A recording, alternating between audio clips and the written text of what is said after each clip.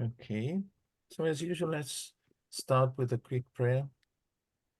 Let's close our eyes, join our thoughts, our hearts to those of the benefactors and those who join us in spirit for this study. May we receive their inspiration and guidance so that we can better understand the teachings that come from above to enlighten us in this world as a means to help the transformation of the planet. So we are very grateful for being able to join the study today, for the company of the benefactors and those who join us in spirit with the same purpose, to enlighten us a little bit, more and more, each time. So, with the permission of the benefactors and their guidance and inspiration, we open our meeting today. So be it. So be it. So, welcome you all. Very nice to be with you again. I'll share my screen and then we can resume our study.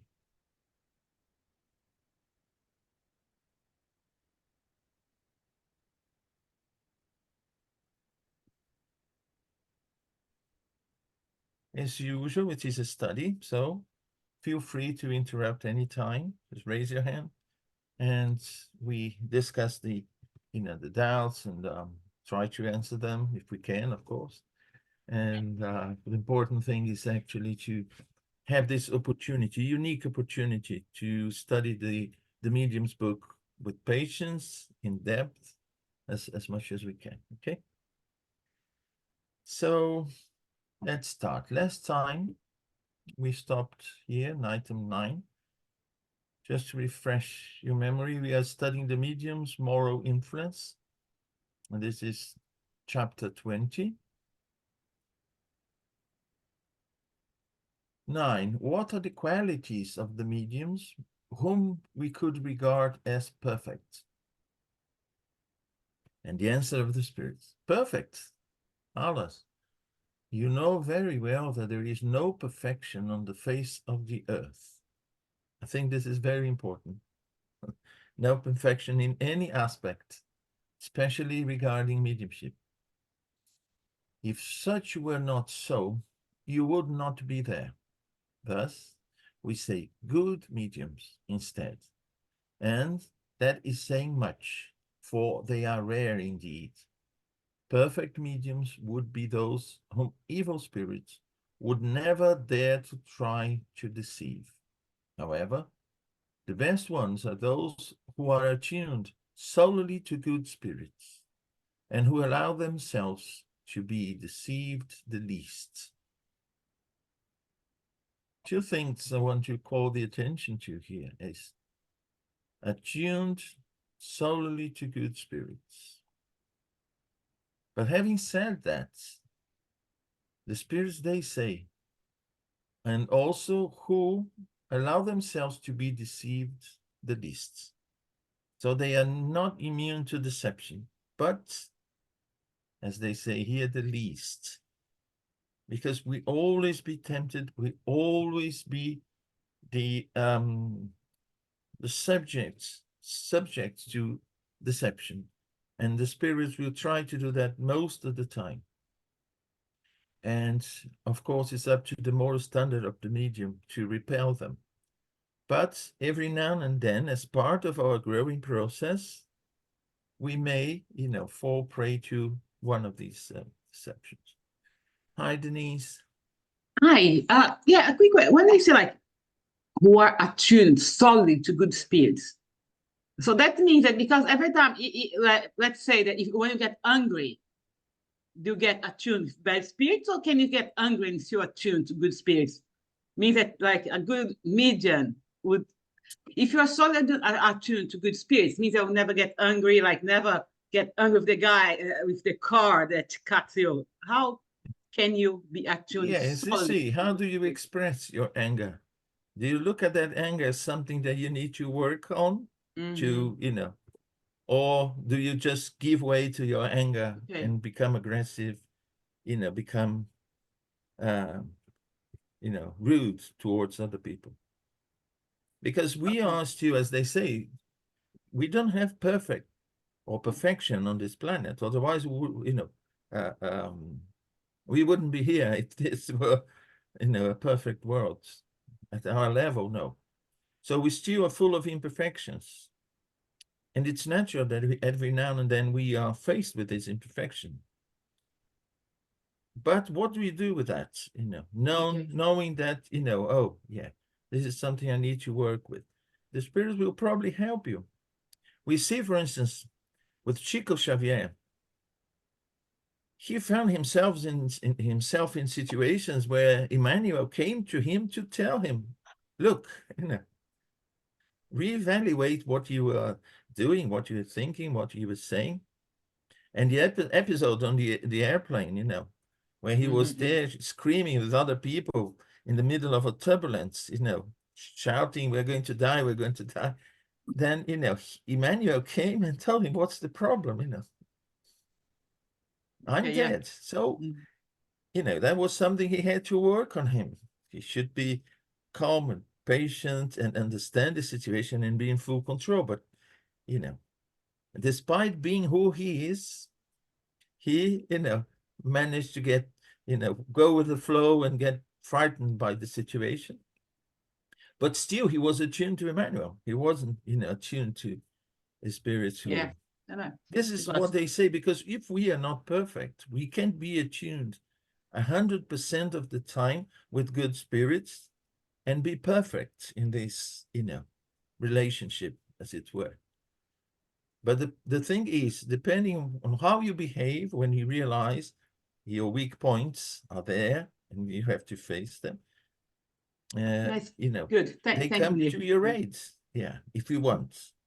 But if we want to, you know, give way to our imperfections, you know, we are then tuning in with not so good spirits. Thank you. Munir, Divaldo always says something regarding perfection of mediums and perfectibility, etc. And he always say that he is not the good one, he's not the best one, he's someone that has the duty to transmit messages, etc. But he's not perfect. So he always say a lot of times that he is the one that has his mistakes, his errors, his problems, etc. So Divaldo that we have nowadays, I think the best one in the world for us as Spiritists. We follow, we listen, and we study his books as well. But at the end of the day, he's one of us with a mediumship, ostensive mediumship, and try to be as moral perfection as possible in his life. Yes, it's the effort that we make to become better, not how good we already are, you know, because we are all full of imperfections. And the problem is, if we think we are perfect, we are the best that there is, you know, putting ourselves as, you know, angels or something like that. But of course, when we work hard, when we do our best to overcome our imperfections, we are assisted by good spirits, because they see the efforts that we make to be better today than we were yesterday, and hopefully tomorrow than we, you know, are today. So this is the important thing. The good spiritist is the one who, you know, the good spiritist by the effort he or she makes to become better. Hello, Rafaela. Hi, Munir. I have a question for you. I'm wondering if also those past imperfections and the flaws that we have to work on work as a sort of gateway in a positive way for other spirits to make new contact with a group or set things right from the past. So do they have a positive kind of effect as well by having a flaw, being a flaw? Therefore, you can attract a spirit that may need a response, may need help, may need a reaction. Could that work in a positive way? Everything works in a positive way. Everything. We tend to think that our imperfections, our debts, as it were, although I don't like this word, but you know, the list of amendments that we have to make, the flaws that we have, or the situations, they can always work for the better. It's up to us. As I said before, I realized I still have, these moments of anger. What do I do with that? Of course, there'll be spirits around me. Some of them will be watching me, Some of them say, oh, again, this guy, this anger in the past led to, such a situation, and he has to be, to become better. Or some of them, perhaps they even want revenge, They are after me, we don't know, but there's also good spirits. So what do I do with that? And this situation is a learning process for everyone involved in that. But it's actually how I behave from that moment onward. I want to erase my imperfections, just realizing I'm imperfect. Where there's or what are these imperfections? Making a list? No. And I certainly have debts regarding that. But my duty is to work on that. If I'm a medium and have these same flaws, the same problems, I bring with me, it's a means for me to become better, not for me to get in a state of obsession. I'll get into obsession if I, have mediumship, sort of a openly, a broad, open channel with the spirits, and I don't do anything to work with good spirits, to improve myself and help others to improve around me. Every situation in life, every single situation, no matter what, has created it, what circumstances in the past led to that setup, there's always an opportunity for those involved to, go past that and move forward. But usually, we tend to, create a mess of the situation and become even more entangled in it than actually free ourselves from that, because it needs an effort, extra effort for us to change. And sometimes we, are not very, keen to make that extra effort. I don't know if I answered your question, Raphael. Yes, you did. Thank you. Thank you. I don't know if Charles wants to make any comment, or any of you guys. No, I think you have told the essential. The only comment I would maybe add is, I'm not 100% sure the English translation is 100% correct, because how to say, here it's written, sorry, I lost screen. It's written to be deceived the least. In French, it's written to a été trompé le moins souvent. I think if deceived is deception, for instance, it's not exactly the same meaning. Être trompé means to be cheated. The bad spirits who managed to convince us about something which was not good. That's the real meaning. I see. Yeah, thanks, Charles. I more or less understood that way, but yeah, sometimes the translation, doesn't bring the real essence of what the spirits wanted to say, or Kardec. But I may. Sorry, just a second. I checked, but it's the translation as deceive is really tromper also. Okay. So it would be correct. It's a false friend, as we say. It is. Okay. Thanks, Charles and Valerie. That's good. It's good that we feel safe going through the English translation by having you people checking the French original. Okay, let's move forward then. Number 10. If they are attuned solely to good spirits, why do these spirits allow them to be deceived? Good spirits allow the best mediums to be deceived sometimes, so that they can exercise their judgment and learn to discern truth from falsehood. Besides, no matter how good mediums may be, they are never so perfect that they do not have a weak side that can expose them to being attacked. Such should serve them as a lesson.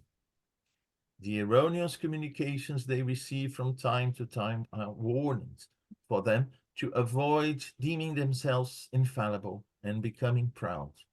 Because mediums who receive the most noteworthy communications cannot be any more proud of themselves than an organ grinder who only has to turn the crank in order to produce beautiful tunes. Quick reminder, mediums are intermediaries. And many times we see pride actually being actually the a hindrance in the work of the medium.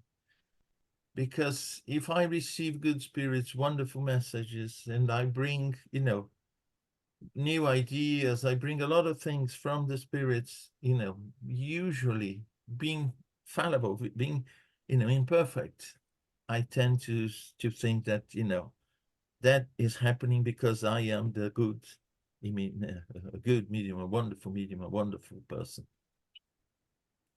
And this should be, you know, in front of all of us, not just mediums, but all of us, whatever we do, always, you know, looking at that little cardboard saying, you know, avoid the, how would I put it? Avoid, you know, vanity, avoid pride, avoid selfishness, avoid everything that can actually take the real essence of things from us. I'm a medium, I'm a good channel, I'm doing a work. And if I mix this work with my, you know, vices, my imperfections, then I'm not gaining anything in spiritual terms with the opportunity that I have. As it's, you know, given the example here of the organ grinder, you know, and the person, you know, is only there, you know, to turn the crank, as it says, and nothing else. But in being mediums, we are intermediary. We are not bringing, you know, the ideas are not ours. So if they are not ours, we should give all the credit to those who bring them.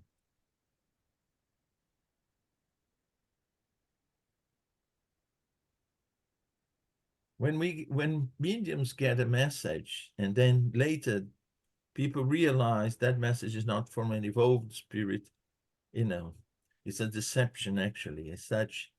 So immediately we rush to say, oh, it's because the spirit is imperfect. The spirit is this, the spirit is that. But if it's a beautiful message from an, you know, an enlightened spirit and so on, we rush to say, yeah, wow, that happened because I am, you know, good medium. I am this and that. So of course it should be avoided at all costs because it's actually going against the work and the opportunity that we have as mediums. Or anything in life, you know. Life is actually very, very unstable as such. We are here today, whatever we have is being granted as an opportunity for us to benefit from the situation. Whatever the resources that we have, intellectual, material, moral resources, or, you know, faculties that we may have, and one of them mediumship, they're always an opportunity and they can be taken away, you know, at any time. And if we are given that, we are giving as an opportunity for us as immortal spirits to grow. So being a medium is, you know, a wonderful opportunity. Hi, Rafaela. Meneer, I have a question. In regards to these sort of spirits that they maliciously or not send the wrong message via a medium who may or may not be in the correct kind of state of balance. Couldn't the my question is, do the higher spirits let that lower spirit, I mean, spirit in lower vibe, not a lower spirit, but a spirit in lower vibe temporarily, come close to the table and provide that message and make contact with the medium for the anemic shock as well, like as a benefit, so that maybe he could change too, or no? Well, I wouldn't answer as yes or no. What I would say to you is that, you know, the anemic shock is very important for spirits who are not aware of their situation. But if a malicious spirit comes, you know, to give a message and sees an opportunity, because the medium is opening the door and basically inviting by his or her behavior or mental state, is basically inviting. The benefactors, they will remain where they are because they won't go against the free will of the medium. And as they said here in the book, the spirits, it is an opportunity for the medium to learn. If the medium shows that he has that deficiency at that moment, that will serve as a lesson. But for the spirit, if it's a spirit who intentionally comes to, you know, give a false message or a message that is not as elevated or whatever, he may be an evil spirit with evil intentions. He may be someone, a spirit who thinks he's, you know, giving something that is the truth, but it's his personal perception. And because it is an imperfect spirit, it could be one of us. Oh, I'll help the medium. I'll say that, you know, there's no this, or here on the other side is like this or is like that. Everything is said, everything is dull. But is, you know, his perception is how he finds or she finds himself. So it's very limited. And I wouldn't say that the anemic shock in this case would be important. Perhaps the moral shock.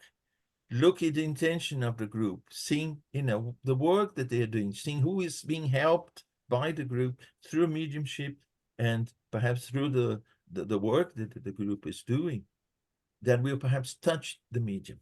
I wouldn't say that much the anemic shock. But yes, there may be situations where the spirit, you know, he's still not completely aware of his or her present situation and comes with a, you know, something in mind, and that contact with the medium may help as well. I can't say that it's cut clear when the anemic shock is important, when it's not, and if it may not be part of a process. But I would say that when a spirit comes intentionally to give a message to the medium, is not a spirit that is not completely aware of the unaware of the situation. Hi, Elsa.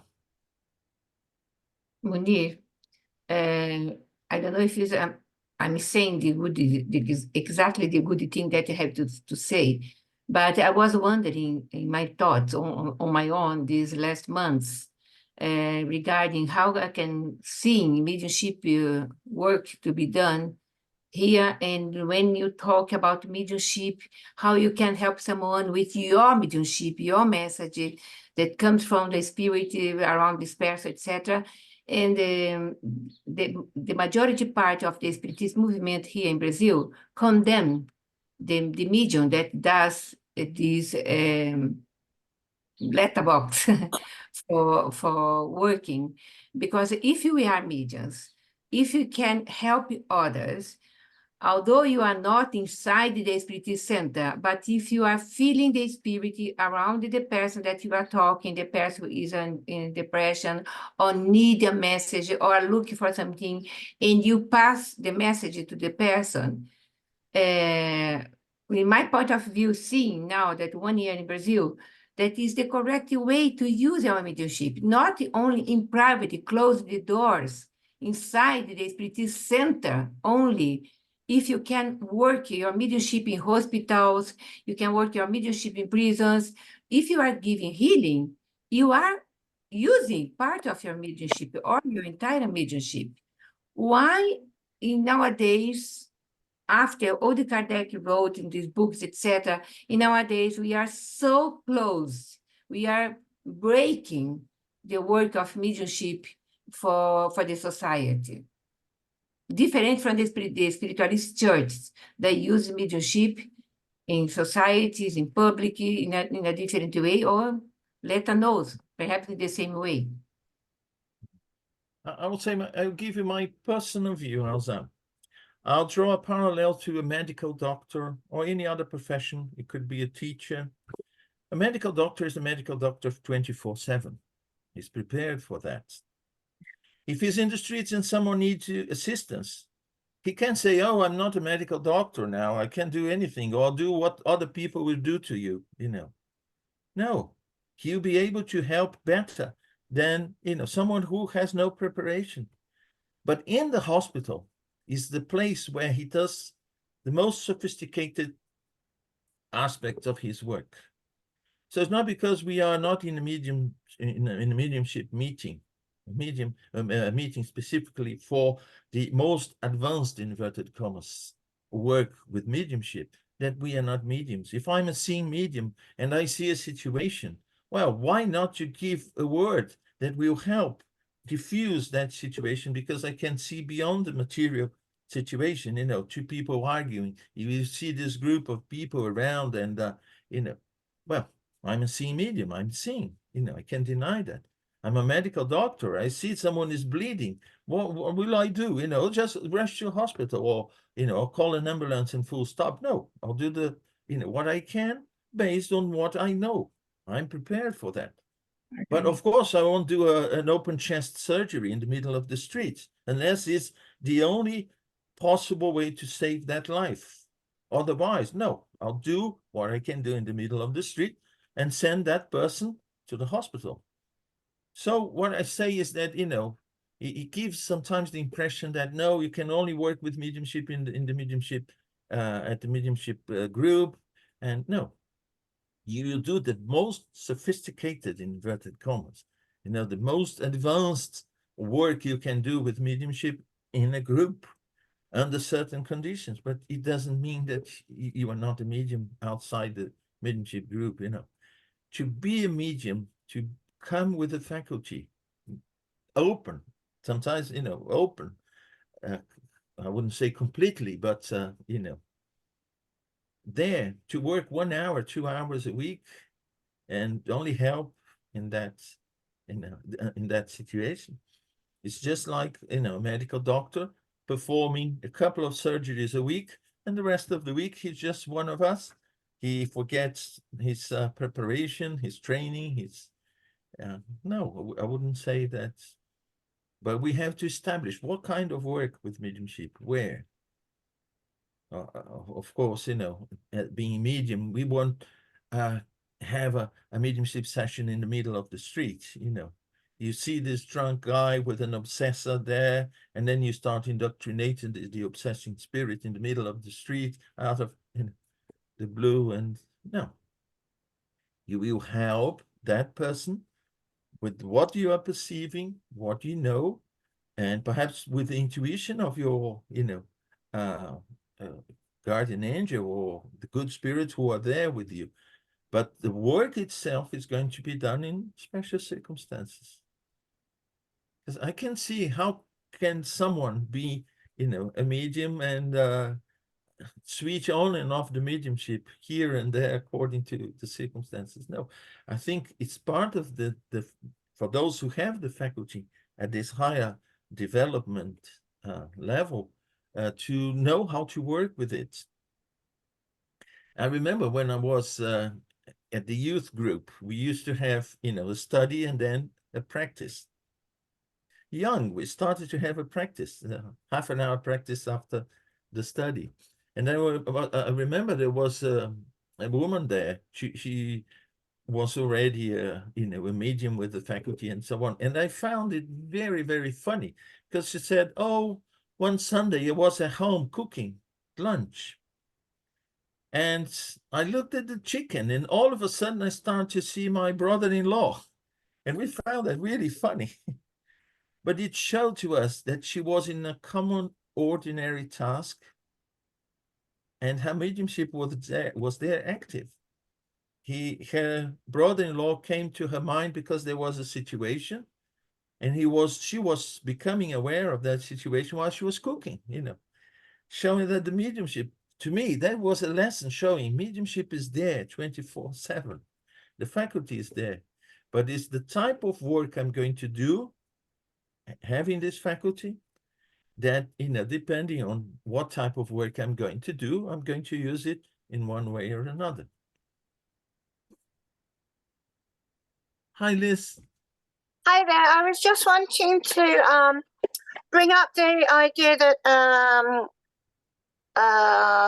was mentioned by Elsa about mediums giving messages, because that's a very responsible aspect of mediumship.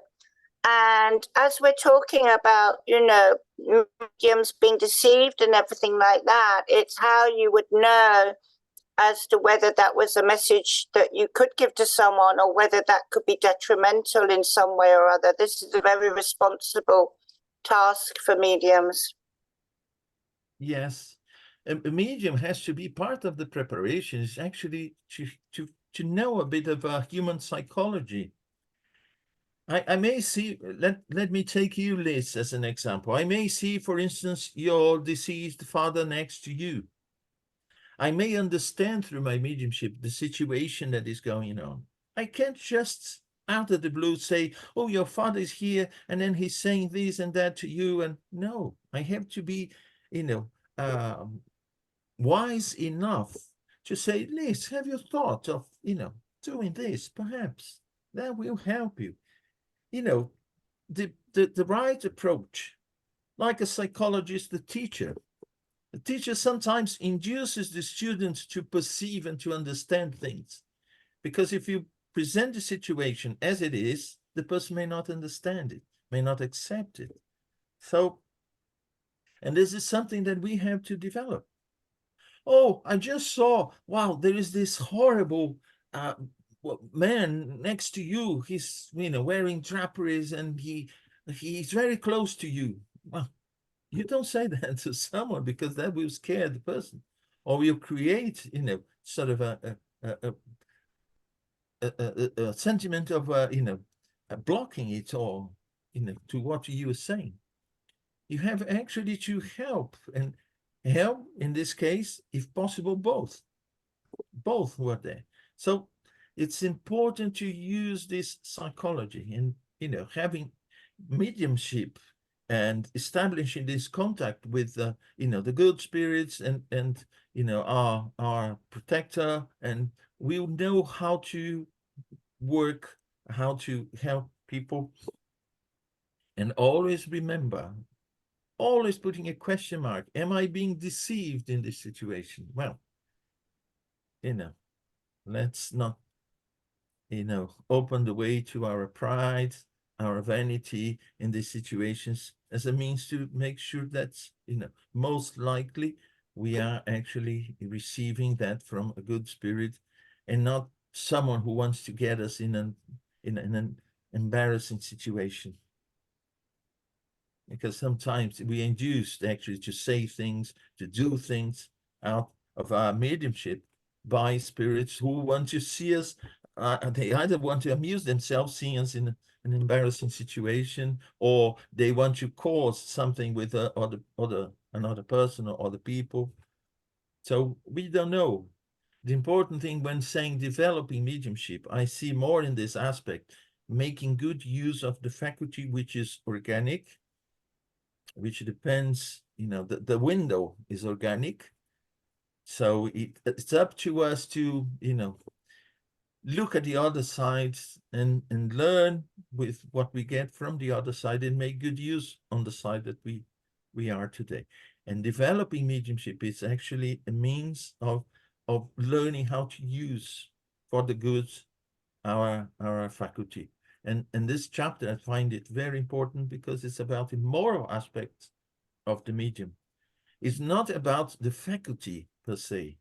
It's not about this organic condition that we have, creating this window into the other side, but it's about the use of this faculty that we have.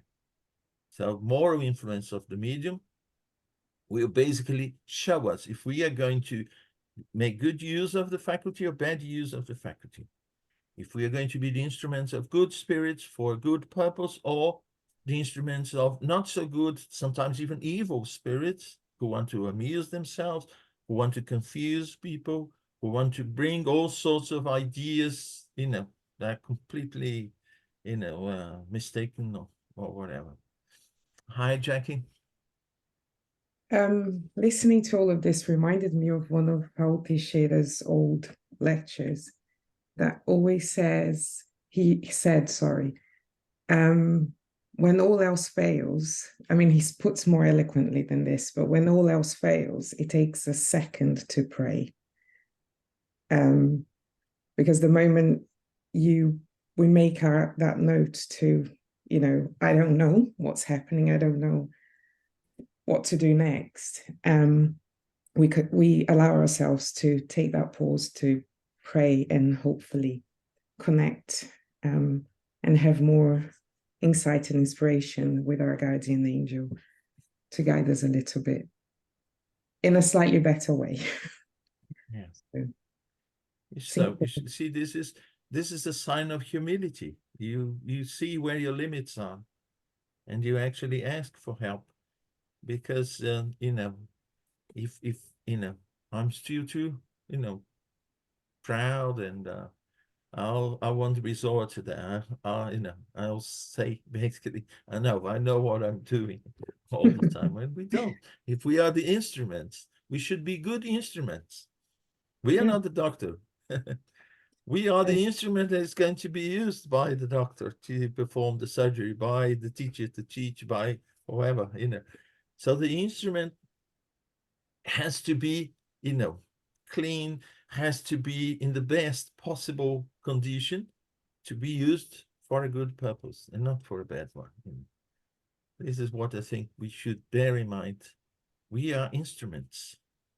The better we present ourselves as instruments for, this certain purpose, the better the work that can be done through us, not by us, but through us. Okay. Shall we move forward then? Okay. 11. Let me see here. To have time. 11. What conditions are necessary so that the word of highly evolved spirits comes to us without any alteration? Desire only what is good and avoid selfishness and pride. Both conditions are necessary. You see, both conditions are necessary, but are not the only ones. Meaning that, to start with, pride and selfishness. We have a list of a few of them that we should, take with us all the time and be checking, have I improved in this and that, And these are the ones. If we have, especially selfishness and pride, because, all the rest will come under these two large umbrellas, They are, a combination of these two. So if we are somehow managing to, diminish them a little bit, because we won't completely eradicate them, and in a few years, but we can start changing, reading ourselves from them. 12. If the word of high order spirits cannot come to us in the purest form, except under such difficult conditions, isn't it an obstacle to spreading the truth? No. The light always comes to those who desire to receive it. Those who desire enlightenment must run from darkness, and darkness is to be found in the impurity of the heart. Spirits whom you consider as personifications of morality do not willingly answer those who have a heart stained with pride, greed, and a lack of charity. Therefore, Let those who desire enlightenment free themselves from all human vanity and humble their reason before the infinite power of the Creator. This will be the best proof of their sincerity. All are able to fulfill this condition. Again, all are able to fulfill this condition. So this should be guiding us all the time. And Jackie, when you said to pray, when we realize that, we need help and we pray, this is basically, being humble before the infinite power of the Creator when we do that. And this is one of the, pieces of advice that the spirits, they give to us as a means to receive a better communication. And when we put ourselves in this condition, when we are constantly fighting these vices that we bring with us, we are basically elevating our frequency as such. Just drawing an analogy with frequency. So we tune in with good spirits. As I said, we don't need to be perfect at this moment to receive a good message, to receive, what we need. And also we have to consider that if, most the purest spirits or a pure spirit came to us to tell us the truth as it is, we wouldn't be able to understand. So sometimes we need someone at a lower level to explain things to us, because then we can understand. I remember at the university, I had a lecturer. He was a brilliant scientist. He was an international, he had an international career, and he was a brilliant scientist.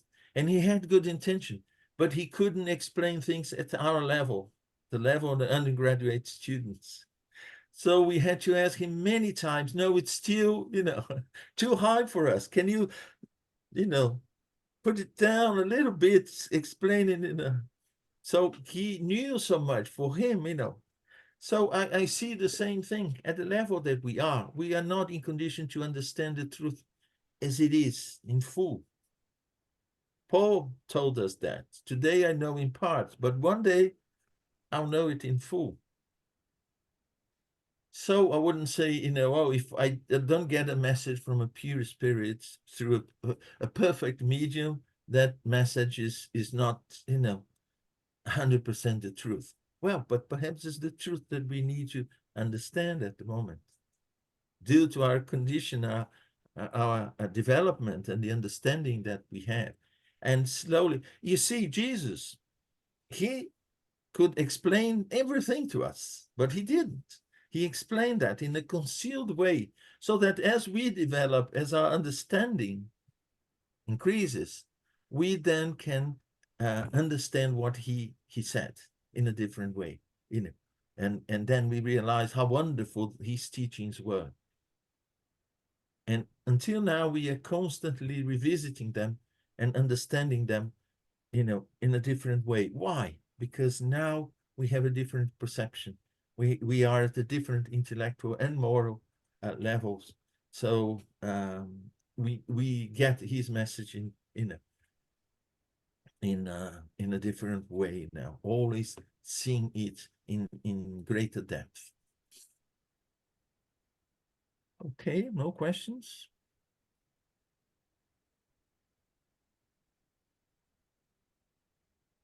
$227. So these 12 items here, they were part of these.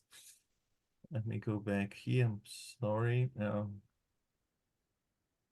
It all started here, 226. So these were questions basically about the quality of the messages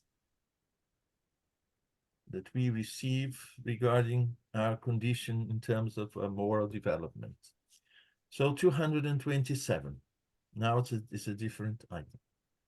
Even though mediums are merely instruments with regards to execution, they nonetheless exert a large moral influence, because communicating spirits identify with the medium's spirit. And for this identification, There must be sympathy between them. We might even say an affinity.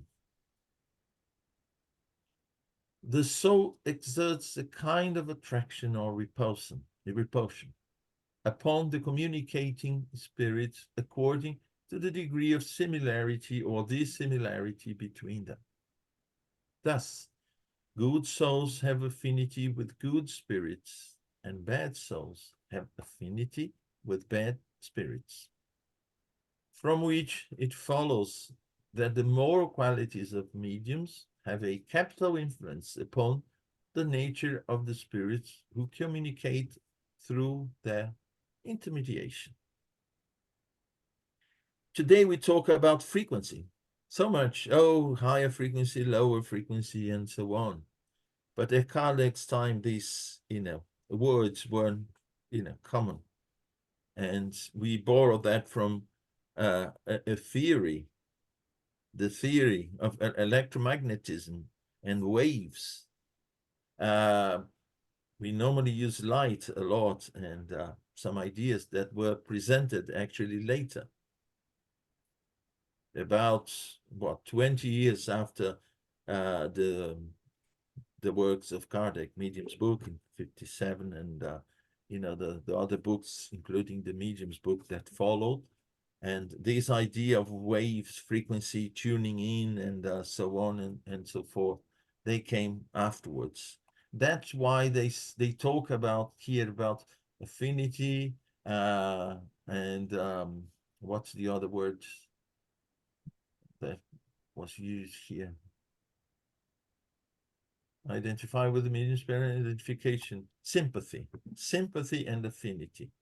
So these were the words that were used in those days, and sometimes we even use the example of frequency, although we are talking about, or drawing a parallel with light. But we should remember that these are all material phenomena.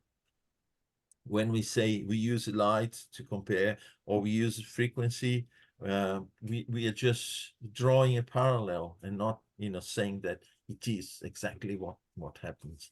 Because sometimes there's a confusion. People believe that spiritual phenomena, they happen at the same level as the material ones, using the same thing. Oh, it's light, and no, light is a material phenomenon, although it doesn't involve material particles as we perceive them, not as we understand it, but as we perceive them. We should remember that, we are talking, when you're talking about light, about material, a material phenomenon, and not a spiritual one.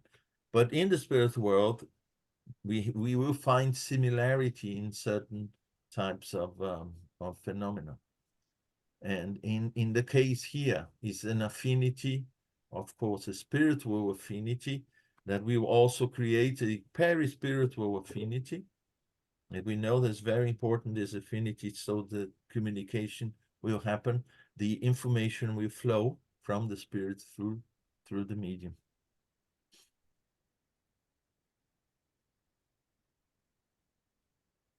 No, sorry.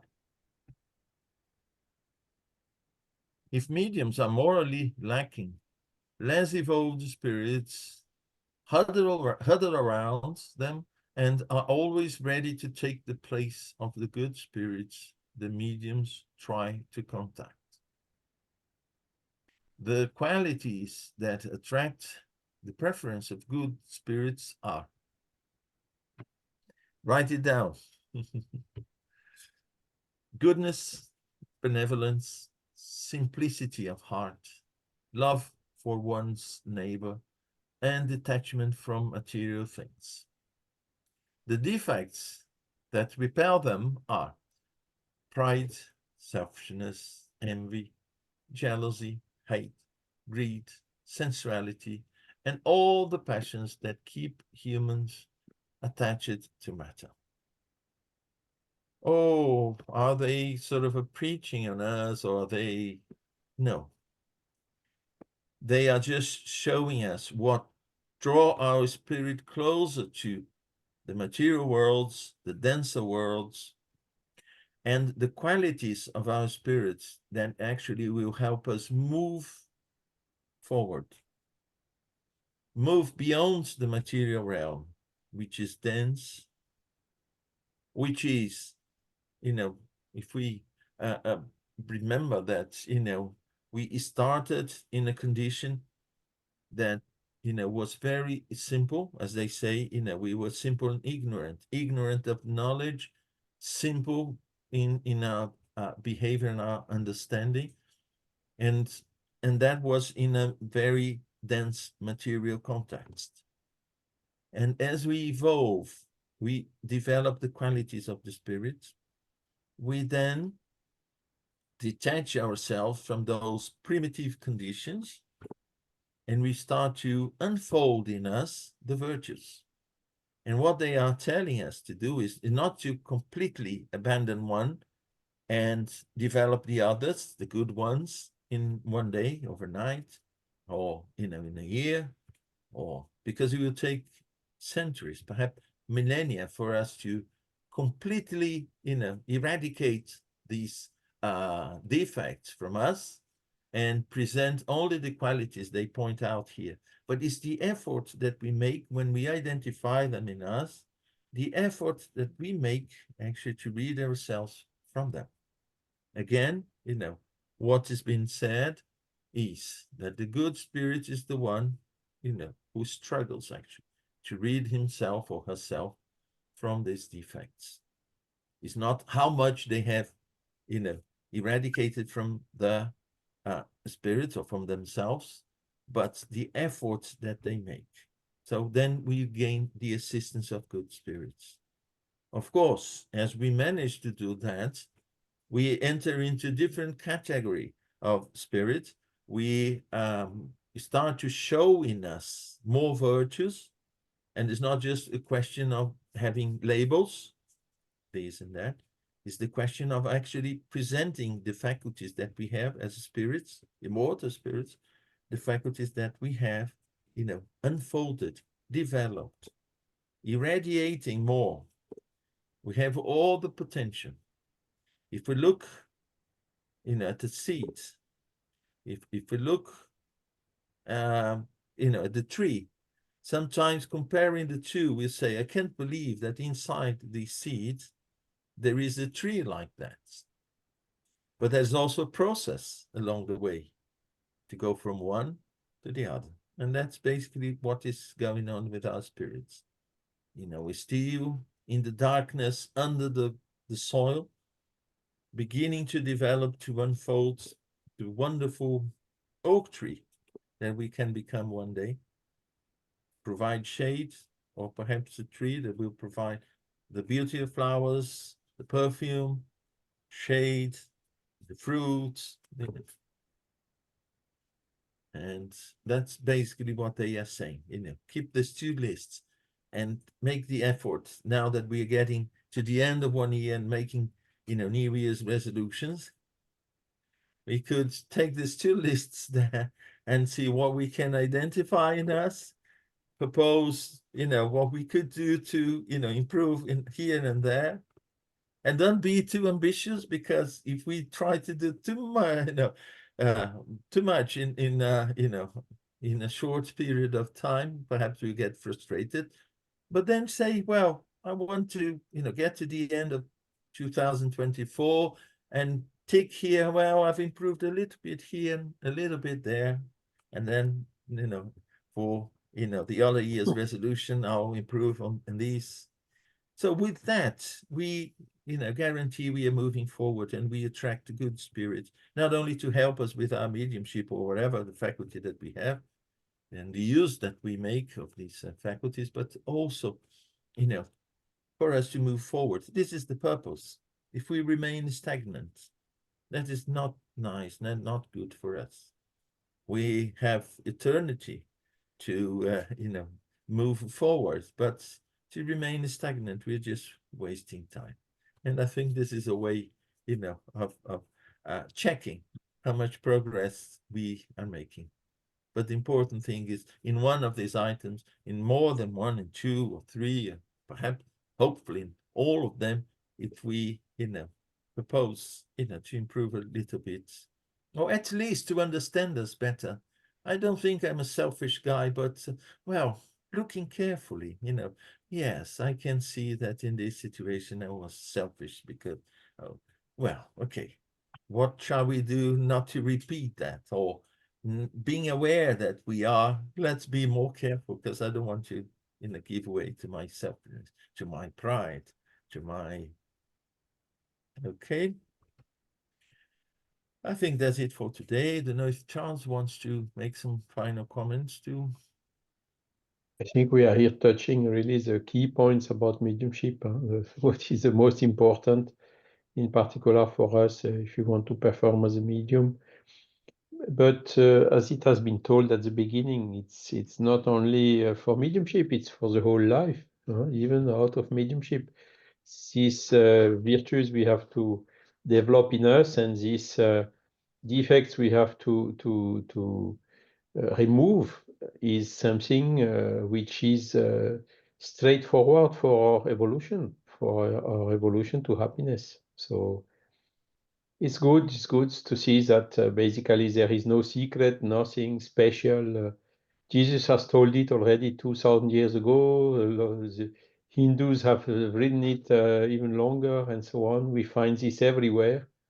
So, okay, what are we waiting for? Let's go. Yeah. And one thing, Charles, my first reaction was get disappointed with me, realizing that, I'm not that good a guy that I thought I was. But today I feel happy every time I identify something that needs to be, corrected in me. I say, wow, now I know it's there.